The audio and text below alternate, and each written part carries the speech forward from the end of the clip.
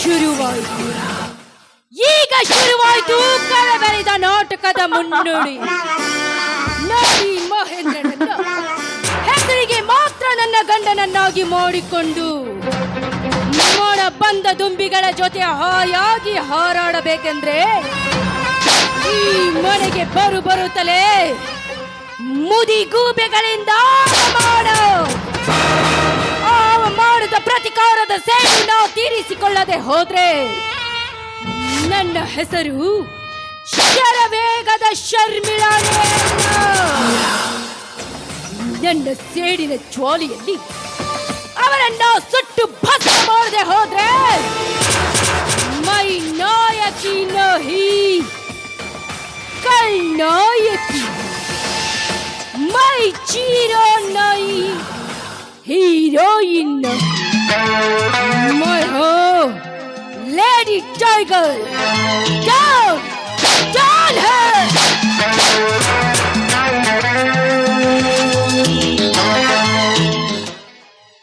ಸುಮತಿ ಸುಮತಿ ಮಾವ ಎಲ್ಲಿಗಿದ್ದಾಳಮ್ಮ ಮತ್ತೆ? ಅತ್ತೆಯವರು ದೇವಸ್ಥಾನಕ್ಕೆ ಹೋದ್ರು. ಮತ್ತೆ ನಿನ್ನ ಗಂಡ? ಇನ್ನವರು ಅವ್ರ ಪಾರ್ಟ್ನರ್ಗೆ ಭೇಟಿಯಾಗಲು ಹೋಗಿದ್ದಾರೆ. ಹೌದಾ? ತಗೊಳಮ್ಮ ಇದನ್ನ ಒಳಗಡೆ ಇಟ್ಬಾ. ನಿನ್ನ ಗಂಡ ದಿನಾಲು ತನ್ನ ತಾಯಿ ಹತ್ರ ಅಪ್ಪನ ಪೆನ್ಷನ್ ಹಡದ ಮೇಲೆ ಸಾಲ ತಗೊಂಡ್ ಬಾ ಅಂತ ಪೀಡಿಸ್ತಾ ಇದ್ದಂತೆ.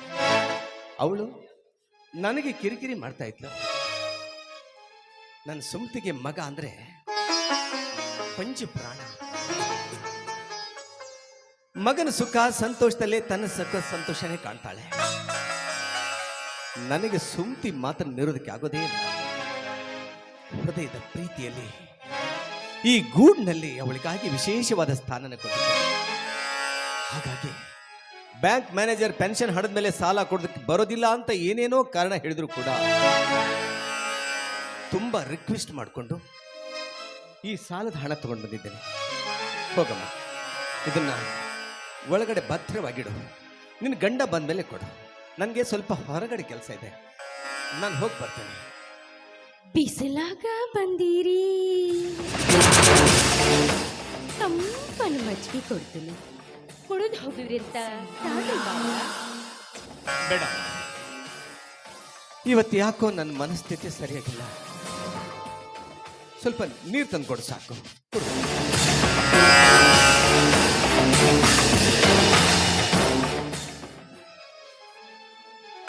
ಹೇ ಭಾರತ ಮಾತೆ, ಮಗನಿಗೆ ಜನ್ಮ ನೀಡಿದ ತಪ್ಪಿಗಾಗಿ, ನನ್ನ ಸುಮತಿಯ ಮನಃಶಾಂತಿಗಾಗಿ, ನಿನ್ನ ಸೇವೆ ಮಾಡಿದ ಪ್ರತಿಫಲವಾಗಿ ಬಂದ ಹಣವನ್ನೆಲ್ಲ ಮಗನಿಗೆ ಕೊಟ್ಬಿಟ್ಟೆ. ಸಾಲದಕ್ಕೆ ಮುಪ್ಪಿನ ಆಶ್ರಯಕ್ಕೆ ಆಶ್ರಯವಾಗಿದ್ದ ಈ ಪೆನ್ಷನ್ ಹಣದ ಮೇಲೂ ಸಾಲ ತರಿಸ್ಕೊಂಡು ಬಂದು ಕೊಟ್ಬಿಟ್ಟೆ. ಈಗ ಈ ಸೈನಿಕನ ಕೈ ಖಾಲಿ ಕೈ ಆಗೋಯ್ತು. ಇದನ್ನ ಕುರುಡು ಪ್ರೇಮ ಅನ್ಬೇಕು, ಪುತ್ರ ವಾತ್ಸಲ್ಯ ಅನ್ಬೇಕು, ಅಥವಾ ತಂದೆಯ ಕರ್ತವ್ಯ ಅನ್ಬೇಕು, ಒಂದು ಗೊತ್ತಾಗ್ತಾ ಇಲ್ಲ. ಶರ್ಮಿಳಾ, ಶರ್ಮಿಳಾ,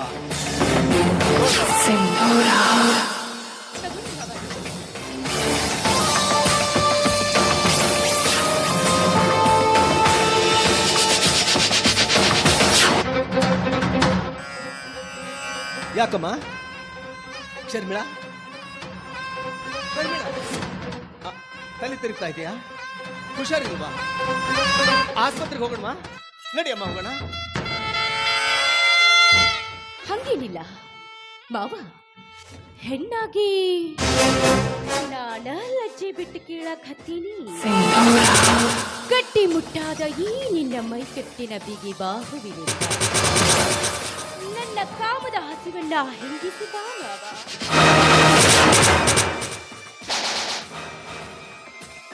ನಾನು ಕಾಣ್ತಾ ಇರೋದು ಇದೊಂದು ಕೆಟ್ಟ ಕನಸ. ಕನಸ ಮನಸ್ಸಲ್ಲ ಮಾವ, ನೀವ್ ಮನಸ್ಸು ಮಾಡಿದ್ರ ನಾನ್ ನಡೆಸ್ ಮಾಡ್ತೀನಿ. ಬಾ ಮಾವ, ಮಂಚದ ಮ್ಯಾಗ ಹಿತವಾಗಿಸು ಬಾ ನನ್ನದು. ಪ್ಲೀಸ್, ಯಾರಿರದ ಈ ಸಮಯದಾಗ ನನ್ನ ಕಾಮದ ಹಸಿವನ್ನ ಹೆಂಗೆ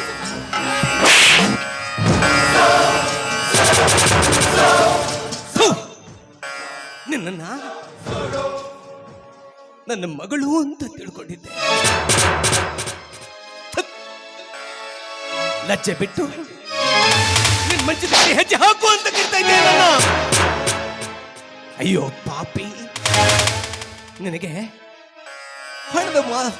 ಹಣದ ದಾಹ ಮಾತ್ರ ಹೆಚ್ಚಾಗಿದೆ ಅನ್ಕೊಂಡಿದ್ದೆ. ಆದ್ರೆ ಈಗ ಅರ್ಥ ಆಗ್ತಾ ಇದೆ, ನಿನಗೆ ಕಾಮದ ಹುಚ್ಚು ಹೆಚ್ಚಾಗಿದೆ ಅಂತ. ನೋಡೋ, ಇದನ್ನೆಲ್ಲ ಇಷ್ಟಕ್ಕೆ ಮರೆತು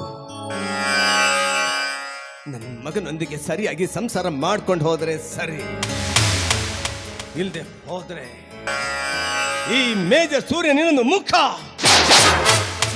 ತೋರಿಸ್ಬೇಕಾಗಿದ್ದ. ಸಿಟ್ಟು ಬಂದಾಗ ಅದೆಷ್ಟು ಮುದ್ದಾಗಿ ಕಾಣಿಸ್ತೀಯಾ ಮಾಮಾಶ್ರೀ. ನನ್ನ ಲೈಫ್ ನಲ್ಲಿ ಬಯಸಿದ್ದನ್ನ ಇನ್ನೂವರೆಗೆ ಪಡೆದುಕೊಳ್ಳದೆ ಬಿಟ್ಟಿಲ್ಲ ಈ ಶರ್ಮಿಳ. ನಿನ್ನನ್ನು ಬಿಡೋದಿಲ್ಲ. ಕಾಲಿಗೆ ಬಿದ್ದಾದ್ರೂ ಸರಿ, ಕಾಲನ್ನು ಮುರಿದಾದ್ರೂ ಸರಿ, ಒಂದು ಸಾರಿಯಾದ್ರೂ ನನ್ನ ಆಸೆಯನ್ನ ಈಡೇರಿಸಿಕೊಳ್ಳದೆ ಹೋದ್ರೆ ಈ ಜಡೆ ಕಟ್ಟಿದ ನಾರಿನೇ ನಾಡು. ಮಿಲ್ಟ್ರಿ ಊಟ ಮಾಡಿ ಮೈ ಮುರಿದು ತಾಲಿ ಮಾಡಿದ ಈ ನಿನ್ನ ಗಟ್ಟಿ ಮುಟ್ಟಾದ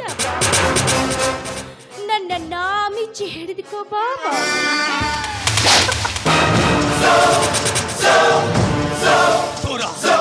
ದೂರ ಸರಿ, ನಿರ್ಲಜ್ಜಡೆ. ನಿನ್ನ ಮೋಹದ ಜಾಲದಲ್ಲಿ ಬೀಳುವುದಕ್ಕೆ ನಾನು ಕಾಮುಕ ಅಲ್ಲ, ಈ ದೇಶದ ಹೆಮ್ಮೆಯ ಸೈನಿಕ ನಾನು. ಪ್ರಾಣ ಬೇಕಾದ್ರೂ ಕೊಡ್ತೀನಿ, ಇಂಥ ಹೇಸ್ ಕೆಲಸ ಮಾಡೋದಿಲ್ಲ. ಈ ನನ್ನ ಪುಣ್ಯ ಭೂಮಿ ಭಾರತದಲ್ಲಿ ಸೀತೆ, ಸಾವಿತ್ರಿ, ಮಹಾಸತಿ ಅನಸೂಯ, ಬುದ್ಧ, ಬಸವಣ್ಣ, ಅಂಬೇಡ್ಕರ್, ಭಗತ್ ಸಿಂಗ್, ಕರ್ನಲ್ ಕಾರ್ಯಪ್ಪ ಹುಟ್ಟಿದ ಭವ್ಯ ಭಾರತ ದೇಶವಿದು. ಈ ನನ್ನ ಪುಣ್ಯ ಭೂಮಿ ಭಾರತ, ಸಂಸ್ಕೃತಿ ಭರಿತವಾದ ಭಾರತ. ಇಂಥ ಪುಣ್ಯ ಭೂಮಿಯ ನಾಡಿನಲ್ಲಿ ನಿನ್ನಂಥವರು ನನ್ನ ಸ್ವಾಸೆ ಅಂತ ಹೇಳ್ಕೋದಕ್ಕೆ ನಾಚಿಕೆ ಆಗ್ತಾ ಇದೆ. ಪುಣ್ಯ ಭೂಮಿ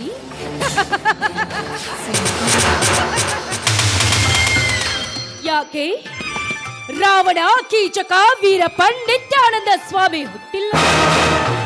ಅಣ್ಣ ತಂಗಿಯರೆಂದು ಸೋಗು ಹಾಕಿಕೊಂಡು ಕದ್ದು ಕಾಮಲೀಲಿ ಆಡೋ ಮುಟ್ಟಾಳರೆಷ್ಟಿಲ್ಲ ಈ ನಿನ್ನ ಪುಣ್ಯ ಭೂಮಿಯಲ್ಲಿ. ಅಣ್ಣ ಅತ್ತಿಗೆಯರೆಂದರೆ ತಂದೆ ತಾಯಿ ಸಮಾನರು ಅಂತ ಅಣ್ಣನನ್ನೇ ಕೊಲೆ ಮಾಡಿ ಅಣ್ಣನ ಹೆಂಡತಿಯೊಂದಿಗೆ ಸಂಸಾರ ಮಾಡೋ ಮನೆ ಮೂರ್ಖರೆಷ್ಟಿಲ್ಲ ಈ ನಿನ್ನ ಪುಣ್ಯ ಭೂಮಿಯಲ್ಲಿ. ಪ್ರಾಣಕ್ಕೆ ಪ್ರಾಣ ಕೊಡೋ ಸ್ನೇಹಿತನ ಹೆಂಡತಿಯಂದೆ ಆಡಹಗಲೇ ಓಡಿಸಿಕೊಂಡು ಹೋಗೋ ಮಿತ್ರ ದ್ರೋಹಿಗಳಿಷ್ಟಿಲ್ಲ ಈ ನಿನ್ನ ಪುಣ್ಯ ಭೂಮಿಯಲ್ಲಿ. ಈ ನಿನ್ನ ಪುಣ್ಯ ಭೂಮಿ ಪುರಾಣ ಇಲ್ಲ ಇನ್ನು ಬಿಟ್ಟು ಹೇಳ್ಬೇಕ? ಈ ನಿನ್ನ ಗಡ್ಡು ಸಂಬಂಧವನ್ನ ಕಿತ್ತುಗಿದು ಸಮಯವನ್ನ ವ್ಯರ್ಥ ಮಾಡದೆ ಸರಸಕ್ಕೆ ನಾಯಿ ಮುಚ್ಚನೆ ಬಾಯ್ನ. ನಿನಗೆ ಅಣ್ಣ, ತಮ್ಮ, ಮೈದುನ, ಮಾಮ, ಈ ಸಂಬಂಧಗಳ ಅರ್ಥವೇ ಗೊತ್ತಿಲ್ಲದ ಹುಚ್ಚು ನಾಯಿ ನೀನು. Get out. ಇನ್ನೊಂದು ಕ್ಷಣ ನೀನು ಮನೆಯಲ್ಲಿ ನಿನ್ನ ಕತ್ತಡಿ ಸಾಯಿಸ್ಬಿಟ್ಟೆ. Get out.